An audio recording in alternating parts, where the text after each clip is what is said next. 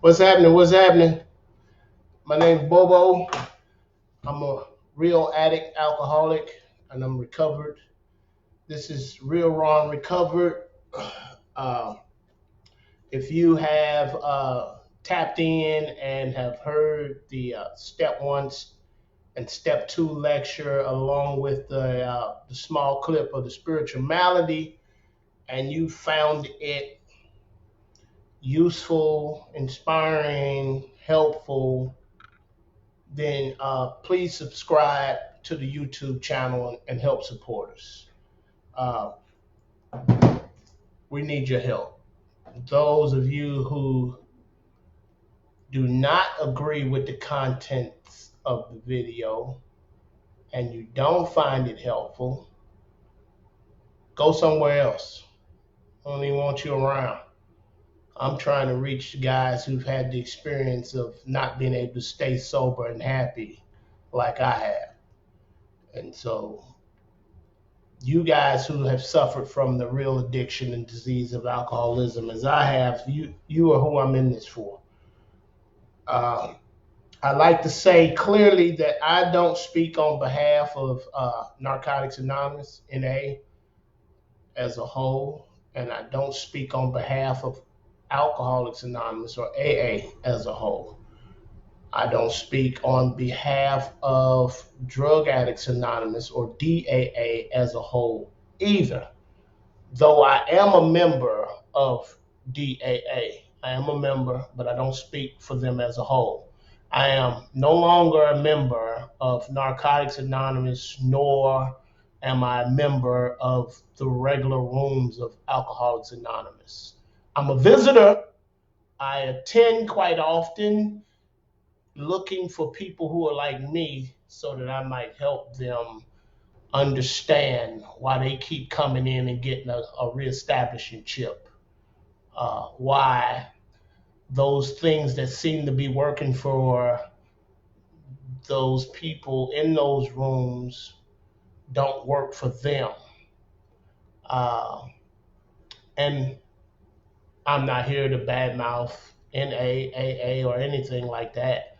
Like I said, that what they have is working for those people who it works for. But for us who have experienced that those things that worked for them wasn't working for us or it wasn't working for me, then I want to give you something that has more depth and weight. I want to give you something that has more substance. I want to give you something that's real raw and recovered. I I'm trying to do step lectures 1 through 12. That's my intent. And my intent is to make sure that these step lectures are about an hour long, but the content and the spiritual awakenings or spiritual realizations as a result of practicing these principles continue to grow. Every day I have a deeper experience with the work. And so it's not possible for me to get everything that God, as I understand Him, has revealed to me concerning this work in an hour lecture. So hopefully, when we double back, uh, we're going to do group discussions on each individual step. Hopefully, we'll cross our T's and dot our I's when we get to that point. But I want to do a step 3 lecture right now, and this is heavy. It's a lot here, and I'd like to get in right away and get busy slinging 12 and get busy uh, expounding on some things that you may not hear in an everyday room, but it's here in the book and it's here in my experience. And so let's take a look at it. Turn to page 60 in the big book of Alcoholics Anonymous. Turn to page 60. Once you get to page 60, uh, the second paragraph, about in the middle of the page, it says, our description, meaning what we say in this book, meaning what I say about me and my experience, our description of the alcoholic and the chapter to the agnostic, and our personal adventures before and after make clear three pertinent ideas. So, to recap, what was the definition or what was the description of the alcoholic as described in this book? It was a twofold disease, one of the body and one of the mind. Of the body, the step one says, I'm powerless. I'm powerless over the reaction, the allergic reaction, the phenomenon of craving that happens. No matter what the reason is, I take the chemical, it happens without fail when I put that in my system. I cannot control, I have no power to dictate that I won't have an allergic reaction. I'm powerless over that. I don't care how long I stay sober. I don't care how close I get to God. I don't give a damn how involved you are in the church, how often you go to any meetings. If you are a real alcoholic and an addict, you have now an allergy to these chemicals, and it will express itself in the phenomenon of craving and take me on the well-known stages of a spree. Now, also, our description of the alcoholic includes the state of being of the alcoholic who has stopped using. So, and my life had become unmanageable is not talking about consequences. It's not talking about, this ain't an opportunity to compare consequences. Everybody that's a real alcoholic and an addict has not experienced DWI, crash in a vehicle, overdose, jail, divorce, bankruptcy, homelessness, track marks. Everybody that's a real hopeless variety alcoholic and addict hasn't sold themselves or bought sex. Some of the things that we find detestable, there's some things that are a consequence of really, really getting sick that everybody hadn't made it to yet. So it's fundamentally not about the consequences. It's about my state of being. Once using drugs has become my solution, I am not okay once I stop. So my life had become unmanageable means three places. I can't manage the decision to stay stopped. I can't manage to be happy and satisfied and at rest in my own skin without it just because I stopped. And no human power can and make me okay and make me at peace within myself.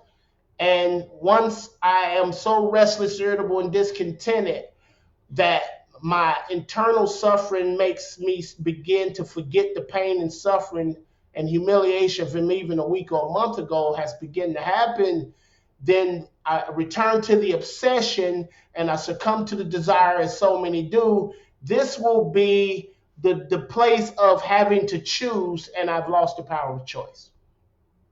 So three places. I can't manage the decision to stay stopped. I can't manage to be okay just because I stopped. And I can't manage to just not go back because I have a choice. I don't have a choice. So when talking about the description of the alcoholic as outlined in this book, if you can see that these experiences in this book correlates with your experience, your personal experience, then you know that you have the same problem, which also would allude to the fact that if you have the same problem, you can get the same solution. So when we entered into the part of the chapter to the agnostic, this was mainly for them people who seem to have a problem with the God concept, super intelligent people who believe in the Bang Theory. That's some dumb shit. People who think that humans climbed out of a fucking cesspool as a germ and one day stood up, swung on trees as monkeys, and then one day started talking, and the world is heading nowhere fast for no reason. To me, that's completely crazy because I never had the personal opinion that there was nothing running it. I've always believed that there was a power greater than me. So this is the chapter to the agnostics is also challenging the skeptic. It's challenging the unbeliever or the agnostic, the person who says there's no proof one way or the other that God exists. It's challenging them because What we have here is enough truth about what's been going on with me, and enough truth from medical men, Dr. William Silkworth, Carl Jung, and other people who had the same disease and found it impossible, apart from divine help, to get recovered. We have these truths in our face. And so step two is kind of simple, because I don't necessarily have to believe in God the way you do, but can I believe that this person in front of me bringing me this message was as bad as me, and they seem to have recovered, and they seem to be showing stability and happiness and okay in their own skin? Don't I want what they have? Well, whatever power it is that this recovered addict and alcoholic has tapped into, I want it. And I want it because I have always wanted, or for a long time, I've wanted to stop. I've had So page 24 at the top says, in the life of every alcoholic, he passes into a state where the most powerful desire to stop is of absolutely no avail. So it's going to be pretty hard to diagnose myself alcoholic if I've never tried to stop. But if I have tried on countless occasions to stop and stay stopped and found it impossible to stay off of it, if I'm steady going to these rooms and every time you turn around, I'm having to take the walk of shame and stand up and go get a reestablished chip, and I keep trying to exert more effort to do those things that I'm being exposed to, and yet I have not made it to a place where I can be declared recovered, then I might want to reconsider my view on the concept of a power greater than myself. So it says, and our personal adventures before and after make clear three pertinent ideas. So the pertinent ideas are: one, A, that we were alcoholic and could not manage our own lives.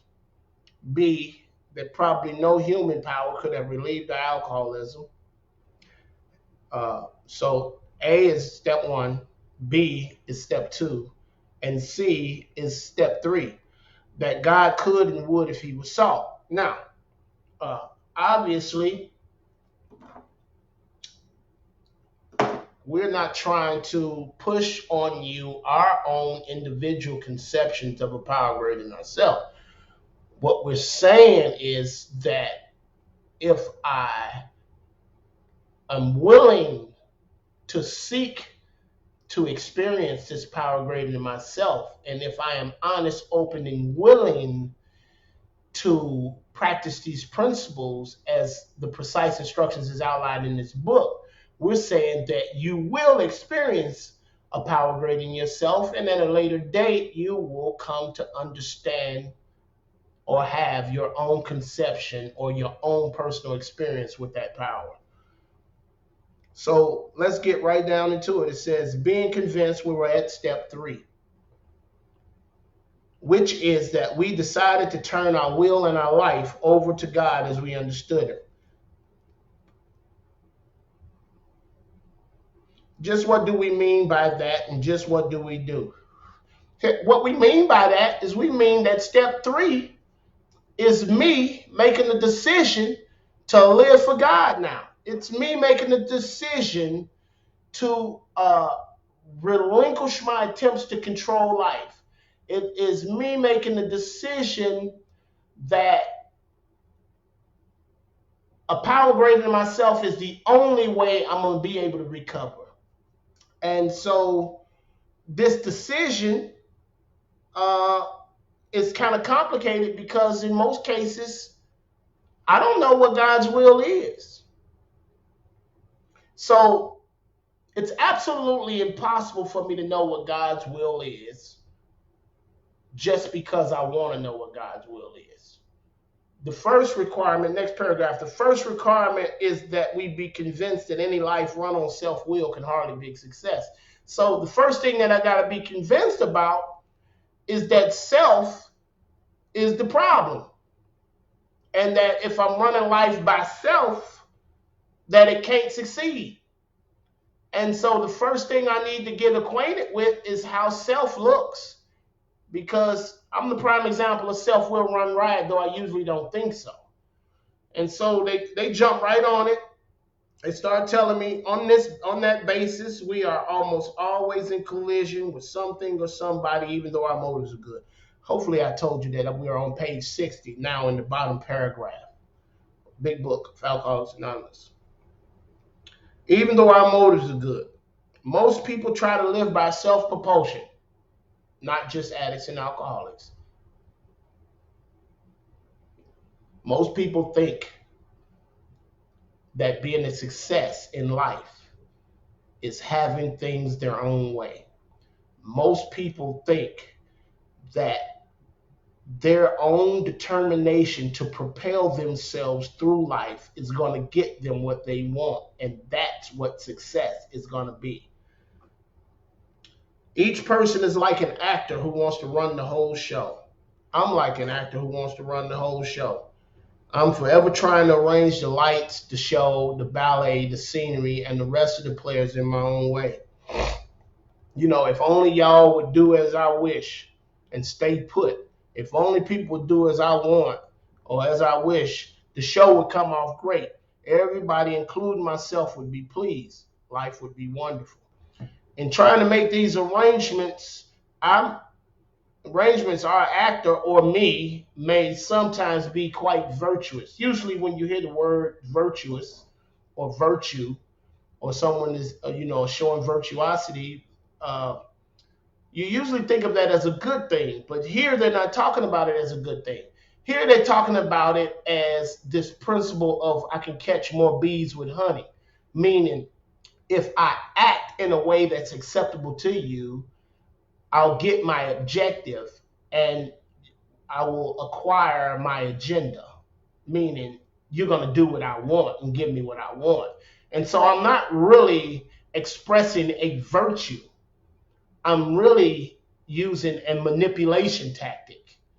So I'll pretend to like you if I think that that'll get what I want. I'll talk nice and kind to you if I think that that would get what I want. And so here it's not talking about virtue as we would normally refer to it or think of it. It's talking about this act, just pretend, right? And then it says, he may be kind, considerate, patient, generous, even modest and self-sacrificing. So all that's forfeited if the motive is to get what the fuck I want. Means it's not really virtuous. On the other hand, he may be mean, egotistical, selfish, and dishonest. And I got that gear too.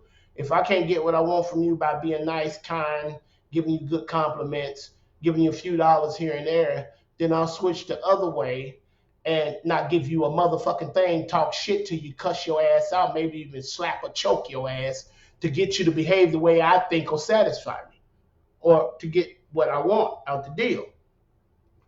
Obviously, that's wrong. But the harder thing to grasp is when I'm showing these things that look like virtue with the motive of getting what I want. Then it says, but as with most humans, he is likely to have varied traits. Meaning everybody isn't as self-propelled as others. Everybody isn't as manipulative as others. Everybody isn't as hands-on trying to arrange life to suit themselves as others. We have varied traits. The point is, though there be differences amongst the people, the motive to get what I want, thinking that getting what I want is success, is a general rule amongst the human population. It's a general practice. What usually happens? The show doesn't come off very well, meaning life doesn't do what I want it to do. So for the most part, most humans intellectually know that there's no way to control life because you want it to go a certain way. Shit happens, life happens, and it happens against your fucking will. Just another glimpse at powerlessness, right? Just another glimpse at how insane it is to be straining every source of energy from my being with self-propulsion to try to arrange life to suit myself. trying to position people in different places, trying to be nice to get what, trying to make life be what I wanted to be by my own efforts. Intellectually, it's crazy because we all know life gonna happen. Uh, your ass gonna fall dead one day, and you ain't gonna have a fucking say in it. And that's life. And everybody around you at that time will come very close to realizing how much power they don't have because they couldn't will you to stay alive. But we spend a lot of energy trying to control life and make it be what we want it to be. And then it says, so what usually happens? The show, when page 61, the show doesn't come off very well, right? Because I can't control life. I can't make it be what I want it to be. I begin to think life doesn't treat me right. I decide to exert myself more, meaning since things ain't going the way I wanted to go, then I get this idea that it's because I'm not trying hard enough. Try again, put more energy into it, more self-propulsion, get better actors, arrange better people, get rid of the people I think played a part in it failing. I'm busy, right? And so it says, he becomes on the next occasion still more demanding and gracious as the case may be. Still, these efforts, still the play does not suit him or suit me. I admit I may be somewhat at fault. I am sure that others are more to blame. In the literature talking about the fourth step, it says to see that others were wrong was as far as most of us have gotten. And so, since I'm so tunnel vision, don't have it my way, and I'm so delusional to believe that if things go my way, that's what's going to satisfy me, then I'm really at a setback of realizing the part I play. I'll blame everybody else. I'll become angry, indignant, self-pitying. What is my basic trouble? My basic trouble is that I'm really a self-seeker even when trying to be kind. My basic trouble is that I'm a victim of the delusion that I could wrest satisfaction and happiness out of this world if I manage well. It's insane. It's like this disease of destinational happiness. It's almost like, watch this. It's almost like I'm so convinced that if I can manage life to get it to become what I, in my opinion, believe is successful and I believe is what will make me happy, then I no longer allow myself to be okay right now. I've bought into this futuristic thought so wholeheartedly that it's almost like I refuse to be okay now until I get that thing I'm after.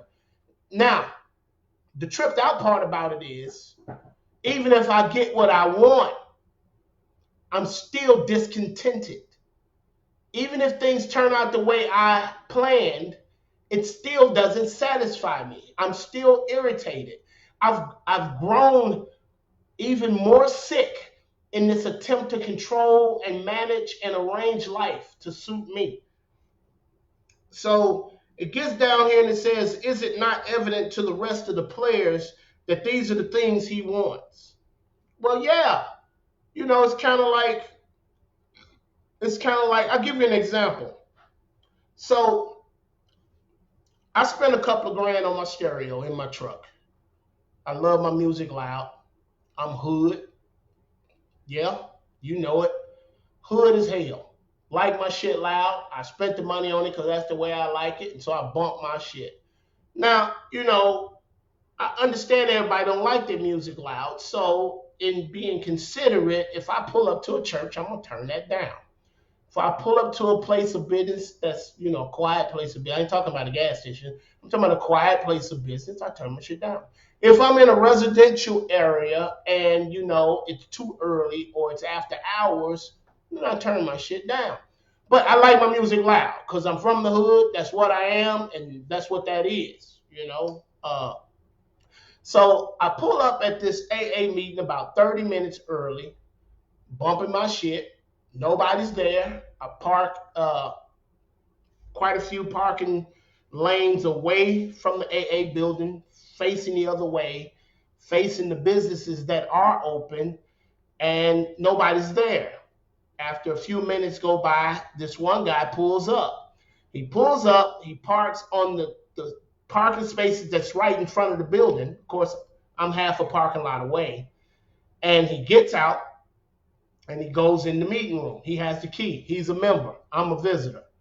He goes in. He's when he comes out, by that time when he comes out, I've rolled my windows down, I've gotten out of my truck, I'm bumping my music, and I'm smoking a cigarette. He makes his way over to me, and he isn't a guy that I'd say I like, but he's definitely not a guy that I can say I don't like. I'm just, not a friend of his. But we're familiar with each other because we see each other quite often. We pass each other when I attend this particular meeting. So he's making his way over to me. Lo and behold, he says, see, he thinks he can catch more bees with honey. He says, "Why do you have your music up so loud?" And I simply said, "Because that's the way I like it." And his whole motherfucking demeanor switched up, right? See, he thought that if he was to ask me nicely, then I would submit and do what the fuck he wanted. That's what he thought. And I hate to sound like a damn psychic, but the way his face transformed, obviously he had motives to control the show and arrange life to suit himself. But it didn't work. So he spins around kind of agitated. I'm still being cordial. I'm like, "Man, you ought to get you one." "I don't want one." So he's storming over towards his van. And when he gets right by the side of his van, I realize the man ain't even got a damn license plate on his van. And so me kind of being a shit starter, my chance to take a shot, I said, "Hey, where's your license plate?" So he gets in his van and leaves. Okay, so now here we are.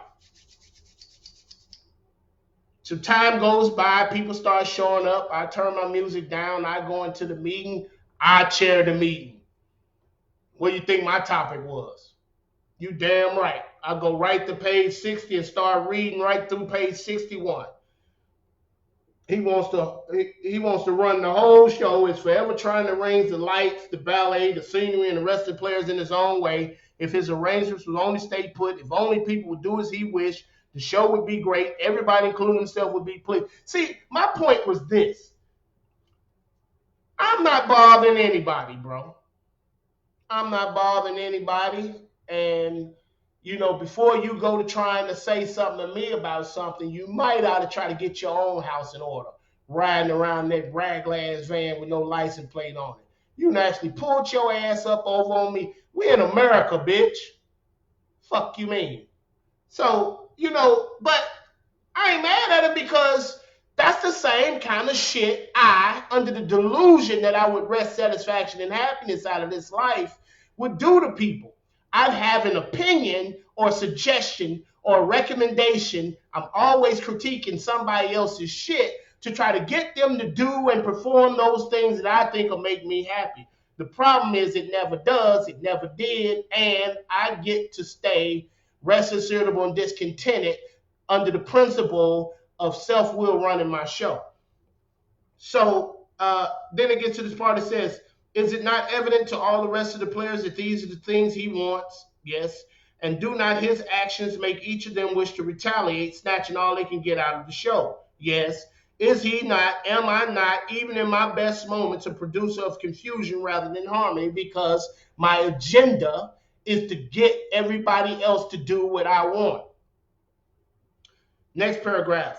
"Our actor is self-centered, egocentric, as people like to call it nowadays. I am. I'm self-centered and egocentric by nature. I'm going to need God's help to break that. He is like the retired businessman who lolls in the Florida sunshine in the winter, complaining of the sad state of the nation. The minister who sighs over the sins of the 20th century. The politician and the reformers who are sure all would be utopia if the rest of the world would only behave. The outlaw safecracker who thinks society is wronging. The alcoholic who has lost all and is locked up. Whatever our protestations, are not most of us concerned with ourselves, our resentments, or our self-pity? In other words, the real alcoholic, under the principle of trying to arrange life to suit himself, is a grumbling, complaining, bitching motherfucker. Always got a damn complaint voice. Nothing's ever to his liking, and he can't wait to share it with somebody. You can walk in a meeting room right now, and there'll be dudes in there that's got 15, 20, 30 years, and they still are bitter, angry, discontented. They're just dry, and there is nothing attractive about that. I'd rather have me some motherfucking dope than just be dry. Let's just be real. So it gets down here and it starts saying some more things. Selfishness, self-centeredness, that we think is the root of our troubles. Driven by 100 forms of fear, self-delusion, self-seeking, and self-pity, we step on the toes of our fellows and they retaliate.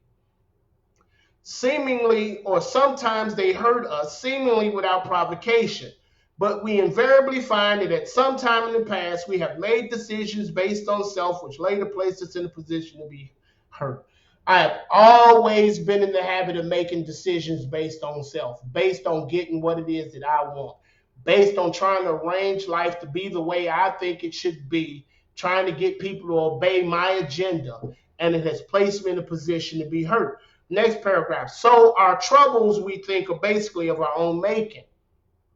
They arise out of ourselves, and the alcoholic is an extreme example of self-will run riot, though he usually doesn't think so. You know, I'm so convinced that getting things to go my way is what success is, that I can't see that I'm the one starting all this shit that's going wrong. Above everything, here's the kicker. Above everything, we alcoholics must be rid of this selfishness. We must, or it kills us. God makes that possible, and there often seems no way of entirely getting rid of self without his aid. So there's a part in the big book that's well into the steps, that's a part of the 11th step through prayer and meditation, seeking to improve our conscious contact with God as we understood him, praying only for knowledge of his will for us and the power to carry it out, where we ask God to give us, we specifically ask God for freedom from self-will. So I need God's help in breaking this. Self can't stop self from being selfish. And so here's another place where I am coming to the step 1 of the Oxford group, complete deflation, and I'm coming to the step 2 of the Oxford group, dependence on God, right? So this is my introduction to the spiritual way of life, and now I'm humbled to realize how much of this has nothing to do with drinking and using. It has more to do with my playing God than it does with my drinking and using. So there often seems no way of entirely getting rid of self without his aid. Watch this. Many of us had moral and philosophical convictions galore, but we could not live up to them, even though we would have liked to. Neither could we reduce our self-centeredness much by wishing or trying on our own power. We had to have God's help.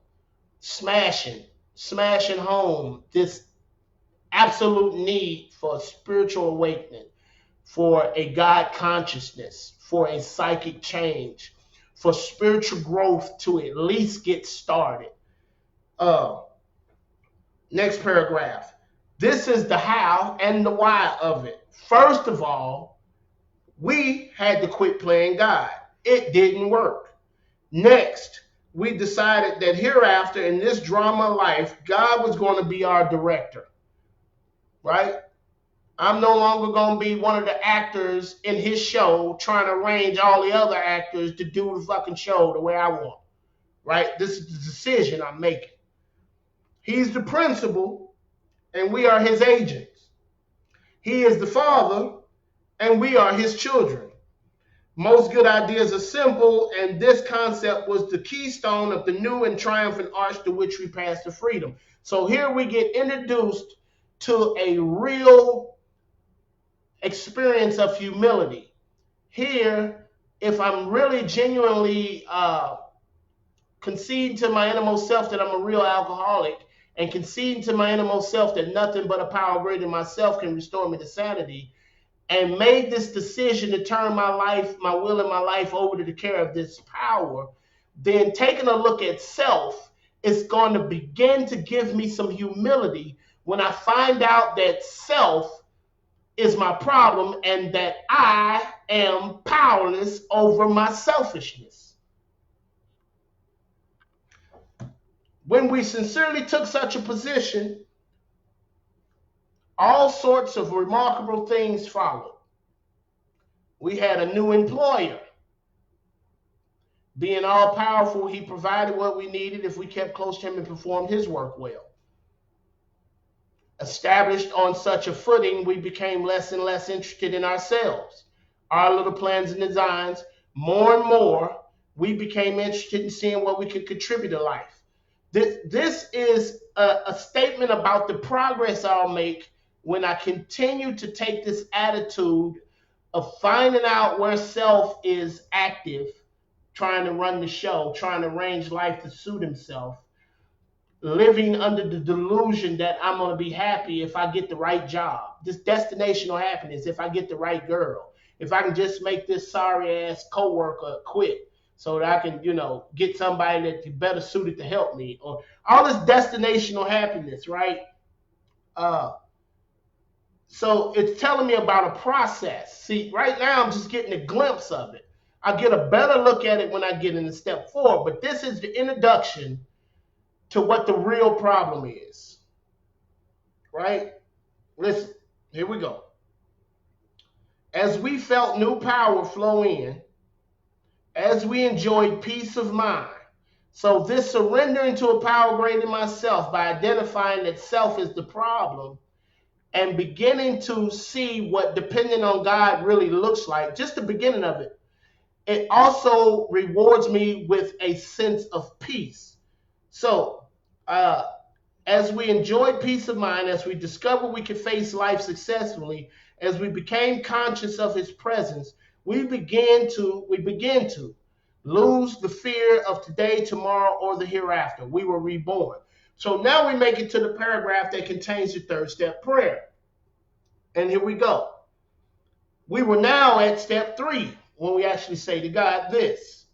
Many of us said to our Maker as we understood him, God, I offer myself to thee to build with me and to do with me as thy wilt.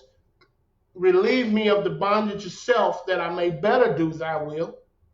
Take away my difficulties that victory over them may bear witness to those I would help of thy power, thy love, and thy way of life. May I do thy will always, which is to say something contradictory to may I have my will always. May I do God's will always. And then it has a little sentence down here that gets skipped a lot when people expound on this part of the book. We thought well before taking this step, making sure we were ready, that we could at last abandon ourselves utterly to him. That's my first dose of surrender. And as with the other steps, all the steps, it's a continuous practice. Nothing is a one and done. I am deciding to live this way of life. And as I live this way of life, stick close to God and perform his work well, more be revealed, and I shall grow out of my selfishness. We found it very desirable to take the spiritual step with an understanding person, such as our wife, best friend, or spiritual advisor, but it's better to meet God alone than with one who might misunderstand. The wording was, of course, quite optional so long as we expressed the idea, voicing it without reservation. This was only a beginning. This is the beginning of the spiritual life. Though, if honestly and humbly made, an effect, sometimes a very great one, was felt at once. And so I've got to maintain this connection. It's not a one and done. So next we're going to launch out on a course of rigorous action, the first step of rigorous action because 1, 2, and 3 is about teaching me, unlearning me some shit, and changing my attitude about some shit. It's going to redefine what I think success is. It's going to redefine what I think I can do all by myself because I want to. And it's going to give me a dose of humility. It's going to give me a dose of honesty. And it's going to give me a beginning, a place to begin in a life of surrender. But I'm going to need to dig. So I'm going to have to do some personal house cleaning, which many of us had never attempted. Though our decision to turn our will and life over to the care of God as we understood Him was a crucial step, it could have little permanent effect unless at once followed by a strenuous effort to face and be rid of the things in ourselves which had been blocking us. Here it goes. Our liquor and our dope was but a symptom. So we had to get down to cause and conditions. And so the grand finale of step 3 is when I find out that the damn dope and alcohol wasn't even the fucking problem. I'm the problem. Self is the problem. This insane ass thoughts of what success is, my motives are good, meaning my motives are the same as everybody else's. I believe that life will be a success when I get what the fuck I want. And so I live by self-propulsion. And so I make all these strained efforts to control life, put people in these positions, manipulate people, be nice to people, just to still try to get what I want when I want it. And this has not worked. It has been a failure. It has failed every time I tried to run life and arrange life to suit myself.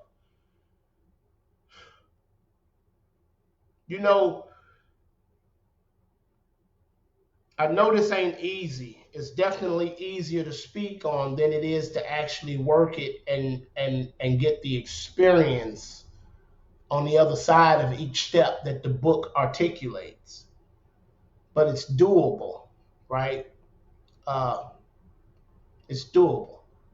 But first things first, I need to get acquainted with what is a real alcoholic and an addict. I need to know that no human power, that means no human power, could relieve me of my alcoholism. And I need to begin to entertain the thought that God could and would if He was sought. So this was a step 3 lecture. Listen, I'd like to echo this again to you. If you feeling this is helping you out, then support the channel. Subscribe to the YouTube channel. Refer it to people you think will get help by it. If you got one of them situations in your household where your family don't understand what you've been going through, watch it with them. We just want to be helpful, but in this sense, we need your help too. We need your support. I love y'all. Hopefully, we'll be recording some group discussions soon, and I'll keep you guys posted as to when they'll be loaded up to the YouTube channel. Love y'all. Bye.